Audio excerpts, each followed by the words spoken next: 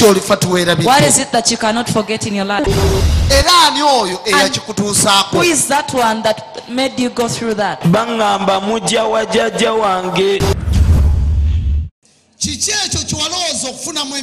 What is that you're expected to get peace out of? But you only reap tears. You will never forget it in your life. Pastor, it was marriage. Where my marriage took me, I've spent 3 years caring for my own self.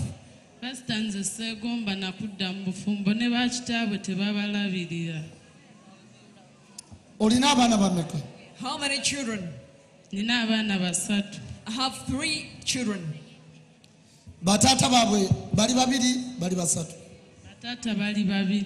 Two fathers.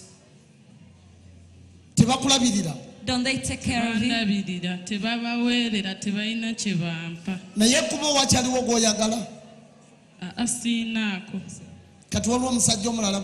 you have another man aside?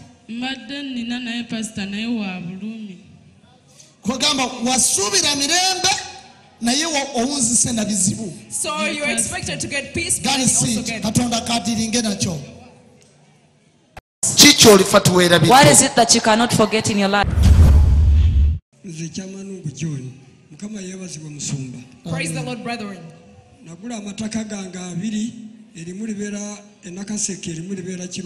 About 2 pieces of land. I was hit. And they were all taken away from me. So it was stolen. I thought I was going to get peace and it failed. So that's why I've come here. I gave birth to my boy children. I educated them, but then they're only taking alcohol. It's through failing. That's why I come here. You paid for children, hoping peace from them, but it's tears of God instead.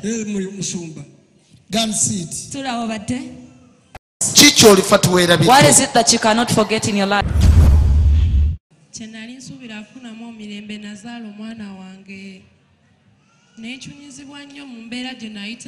I gave birth to my child and I suffered a lot with her. Kubanga omuntu yajja nanimbalimba mbu aviridde mu kampuni ekitongole ekifaananyi ky'omwana kiriwa kino musumba nantwalako n'ekifaananyi kyange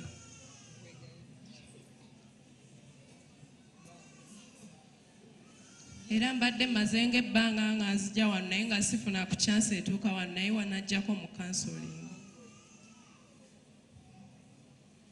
Don't sit. Your man will get a club because you are alive. So over there, your child is going to reappear because he's still alive.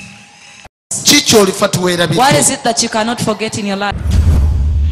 Musumbanze kyendi fasera bidde nafumira omusajja wange naye ebiseera ne bituuka nangoba bwe yangoba nangamba nti nejjo oligenda togenda kuzaala ku mwana okuleka bano boozadde ababiri be balikoma kati buli mwana gwenzaala nziika buziisi.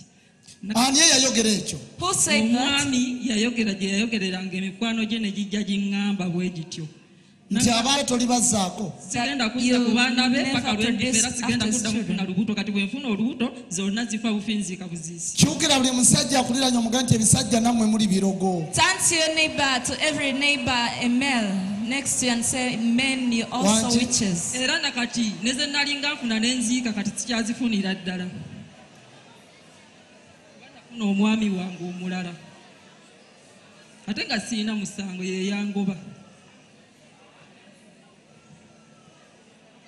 Kati olina omusajja omulala? Nina omusajja omulala n'embuto nnya zonna ng'abaana nziika baziike. Yaŋŋamba n'abo b'oziika ojja kutuuka ekiseera obe nga tokyabalaba nakati siddangamu kufuna lubuto. Oba tusaboddewo omusajja we pray go back to your former husband. Njagala omwami gwe ndi naye. Nawe tuddeyo eri. Let us go back. Omwami ono gwe ndi naye yalimu emikisa gyange gwe njagala kuba oli yangoba. Twaliza muli tomutukuba naawe. Sure. Pastor.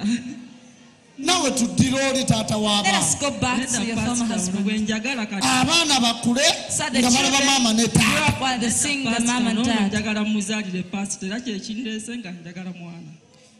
maama ono ye mugalanda w'abasajja. You mean it's the last born of all men?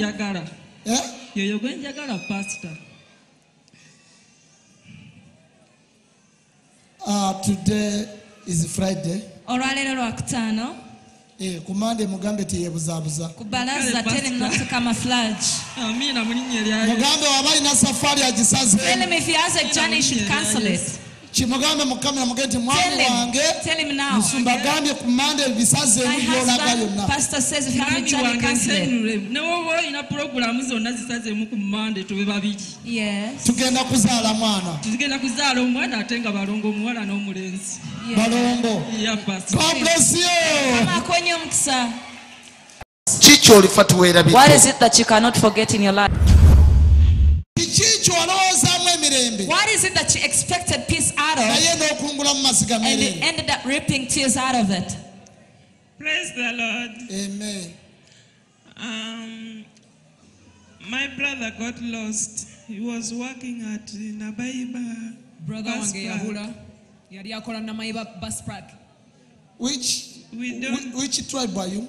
Oli wa gwanga ki? Amelango. You speak Lango. Speaking Langi. Anabela. Umina. Urwenyo I bus park. Mena Maiba. Yali akola Nabaiba bus park gye yabulira. Peyange okwena tiye.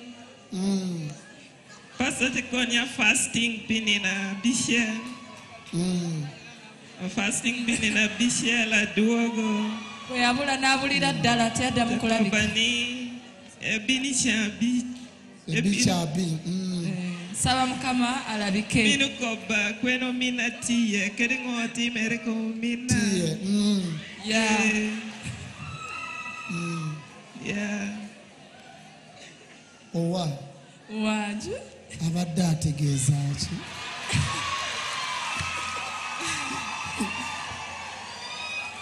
Okay, show me his photo. All right. Do you have photo?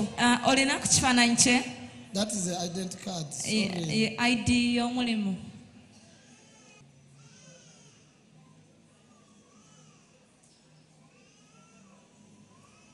Omuntu oyo yabula. That person disappeared. Naye but ekizibu ekiriwo ku nsi sikyamulabako. The problem is I don't see him on earth no more. Ku nsi simulabako. I don't see him on earth. Gani siti Mukama kakulaga omuntu gye yafiira. Tula wabadde the Lord show you where your brother died from. What is it that you cannot forget in your life? Nze kyendifa serabidde Musumba kankubuulire. Nasooka nezaala baby namuzaalira waka. Neziramu neefumbirwa omusajja omulala namuzaalamu babiri abo nendeka eyo. Owookusatu nazaalamu omu oyo ye ne bamusiba. Awo ne mbivaako. Nensalawo nekuba endongo Musumba oba nkuyimbire musimanyi. Agambye ati. Dinda kumala okutereera mu katono.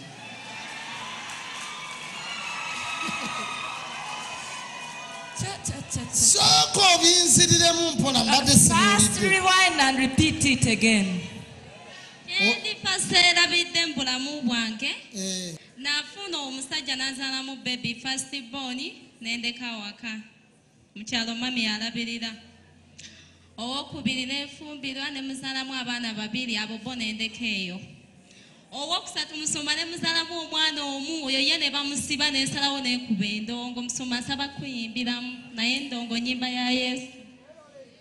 Yimba. Sing it, the song. Mukulu lutalo kwata microphone.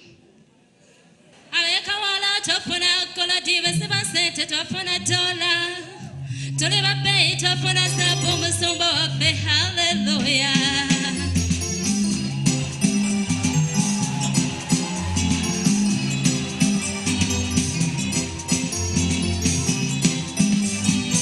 Abeka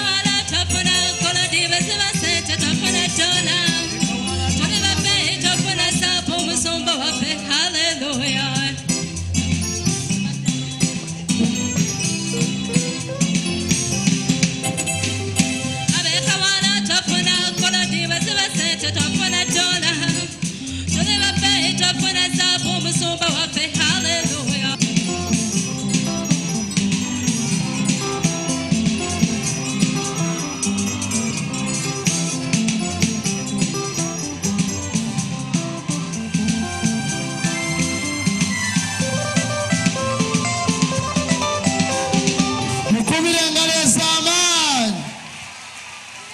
Genda wekubira endongo ya Yesu wama.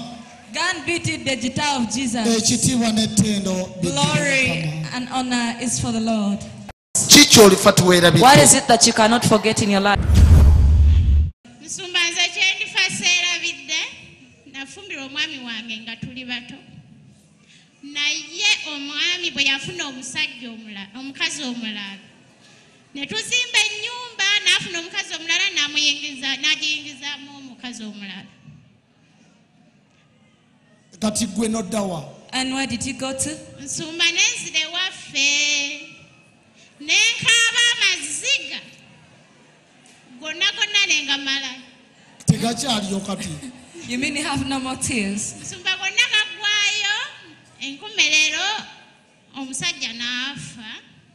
Ngera bamaze okwawukana we yafa naye era ennyumba yange abooluganda bakyagiremedde. Musumba nze njagala onsabire waakiri tugitunde omwana wange afune kubanga nebyensuubira nabyo bye yaleka alaamye omwana wange tabifunamu bamulekere.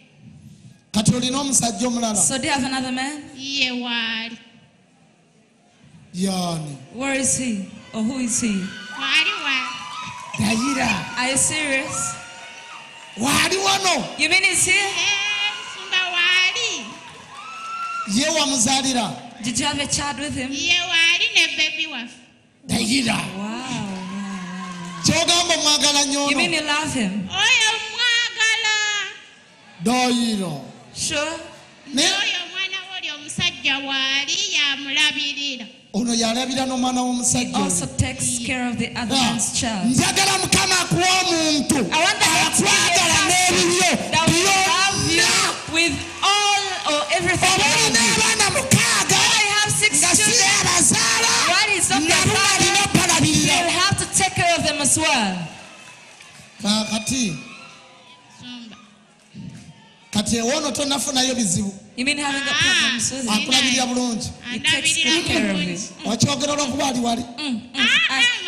Siri mukwano gwo. Am I not your friend? Gwenjagala era andabirira bulungi talina kyanjusa.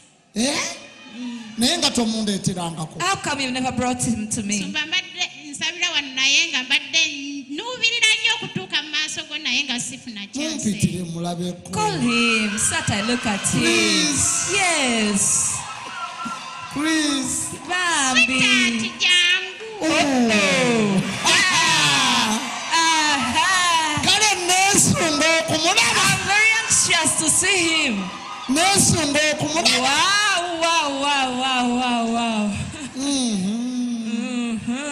Oba anajja. Oba anajja. Is he coming? Owange. Omwana omuwala. Young girl. Omwana obuwala. Young lady. Omuntu y'oyo. You mean he's the one? Yono pastor. Y'oyo. He's the one. Yakusanga wa? Where did he find you? Pastor yansanga eyo ku saloon gye nkole. Maama ng'oli mu kukola. While you were at work. Yali azze kusala nviiri. Had he come to cut his hair? Yali azze mukola nviiri. Or had he come to have a hairdo? Yali ayitawo n'andaba. Yali ayitawo n'akulaba. He was just passing by and he looked at oli you. yayitawo. The other one passed. Bwe kuba kuyitawo. Yayitawo. If it is passing by, he passed. Yayitawo nno. He passed for real. Yes. Kaakati. Now. Kati mbavunaana sebo. You have a case to answer. Gentlemen. Muwala wange. My daughter. Obeera otya naye. How do you be with her? Nze sikumanyi. Without me knowing you. Twali tetunaba kumanyika wano.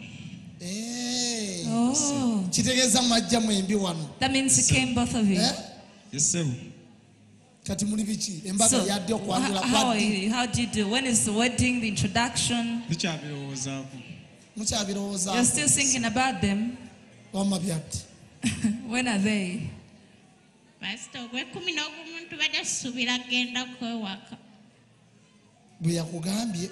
Is it what he told you? Yeah. Okay. Kati talinayo kantuntu kalala. Doesn't he have any side dish also? Abadde tannafuna. He has not yet got. Yeah. All right. Tolinako wawulirayo. Didn't you hear of any? Tukagobe kagende. So we chase it and goes far away.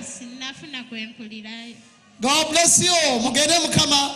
You got the Lord bless your life. Whatever you do should go forward in the mighty name of Jesus. What is it that you cannot forget in your life? And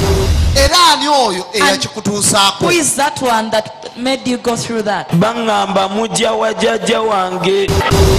Tosobwa programu yo chicho olifate werabidde wano ku ABS television okuva ku Monday paka ku Lwokusatu sawa 4 ez'ekiro.